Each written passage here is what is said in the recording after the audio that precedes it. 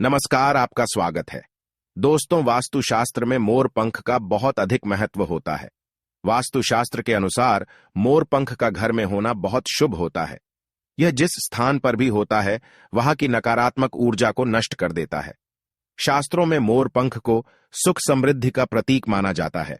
यह अत्यंत चमत्कारिक होने के साथ ही घर के वास्तु दोषों को भी कम करने में सहायक है। लेकिन वास्तुशास्त्र में मोर पंख को घर में रखने के नियम बताए गए हैं। मोर पंख घर में रखते समय इन नियमों का पालन अवश्य करना चाहिए, तभी इसका सकारात्मक प्रभाव देखने को मिलता है। वास्तुशास्त्र में मोर पंख को रखने की सही दिशा और स्थान के बारे में बताया गया है। अगर आप अपने घर में मोर पंख को उसके निश्चित स्थान और दिशा में रखते हैं तो यह घर के अंदर की नकारात्मक ऊर्जा को खत्म कर देता है। मोर पंख घर में रखने के बहुत से फायदे हैं, लेकिन धन संपत्ति के आकर्षण के लिए इसका सबसे अधिक उपयोग किया जाता है।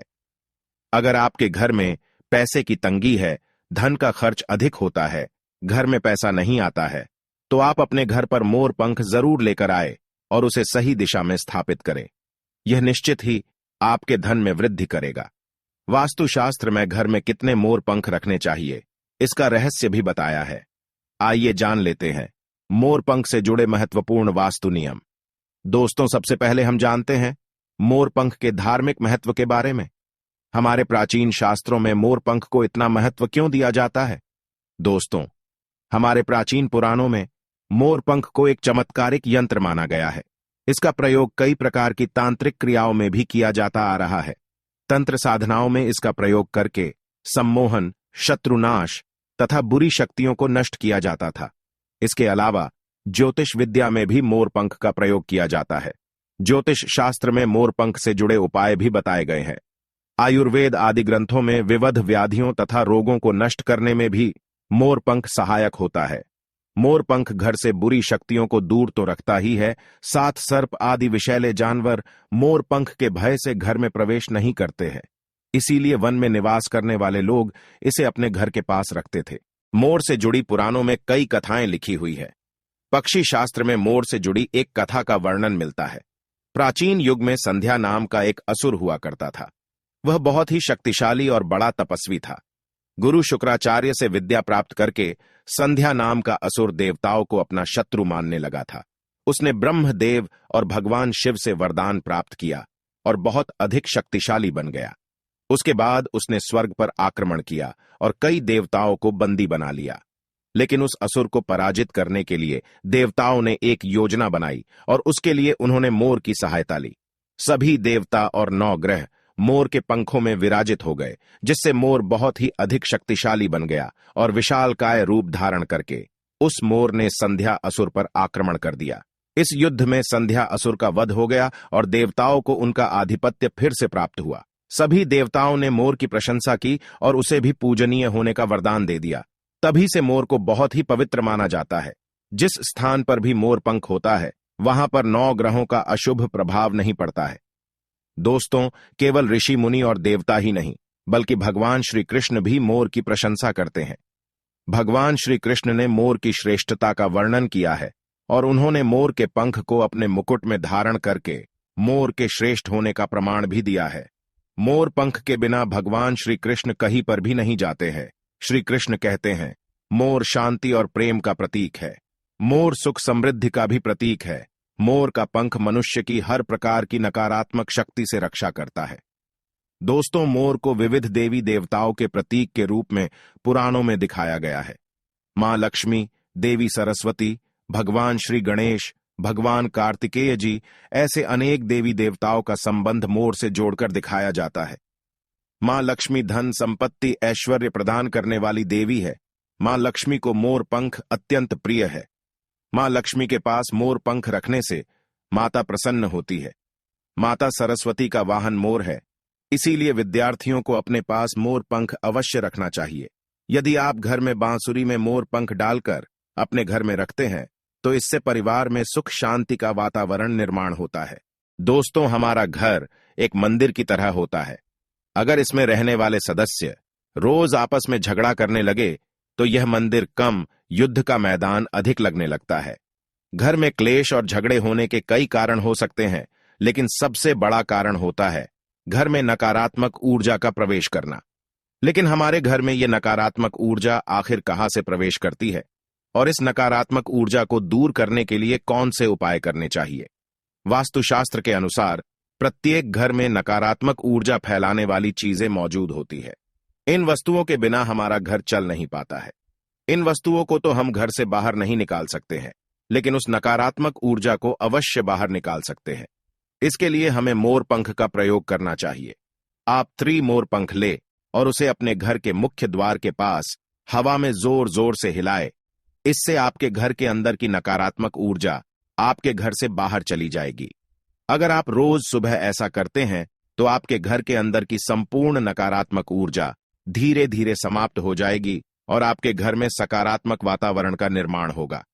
इसी बात को ध्यान रखते हुए आज हम आपको बताएंगे कि घर में वो कौन सी 3 जगह है जहां पर आपको मोर पंख जरूर रखना चाहिए, और इन जगहों पर अगर आप मोर पंख रख देते हैं तो आपके घर में भी सबसे अधिक सकारात्मक ऊर्जा बनी रहेंगी।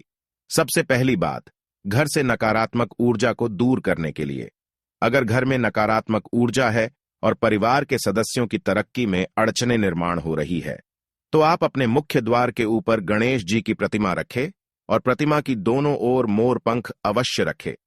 इससे आपके घर में किसी भी प्रकार की नकारात्मक ऊर्जा प्रवेश नहीं कर पाएगी।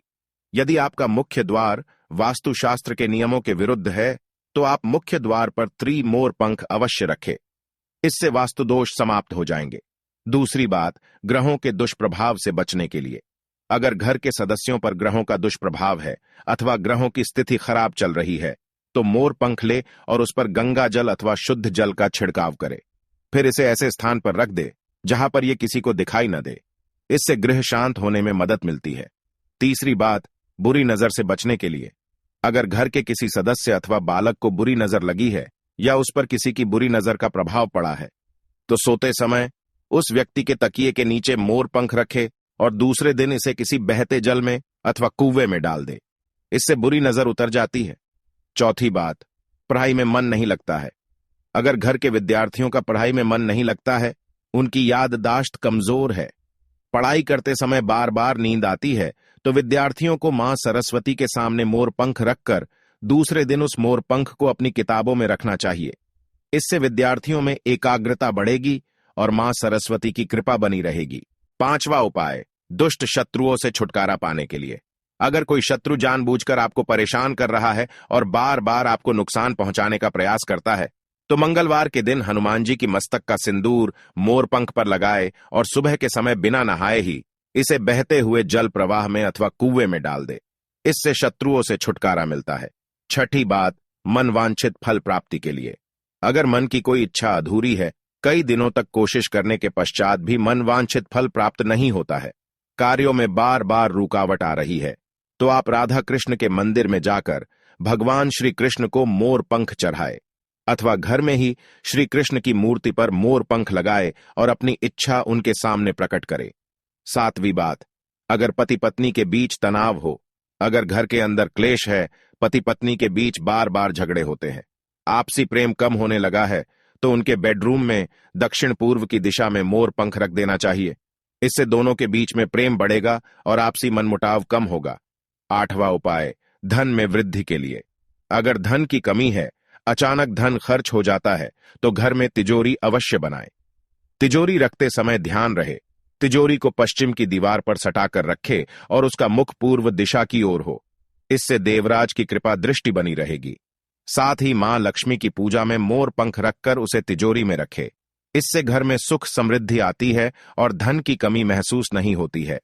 यदि धन की समस्या आ रही है तो घर के आग्नेय कोण में अर्थात दक्षिण पूर्व दिशा में अपनी कमर से ऊपर कंधे की ऊंचाई पर 2 मोर पंख शुक्ल पक्ष में लगाएं। जल्दी ही धन प्राप्ति के नए अवसर प्राप्त होने लगेंगे। 9वां उपाय, आप किसी भी शुभ दिन मोर का एक पंख लेकर घर के किसी ऐसे स्थान पर रखें जहां पर आने जाने वाले लोगों की नजर सबसे ज्यादा पड़ती है। असल में मोर का पंख नकारात्मक ऊर्जा को अवशोषित करता है, इसलिए आपको इसको ऐसे स्थान पर लगाना चाहिए जहां ये सभी को नजर आए।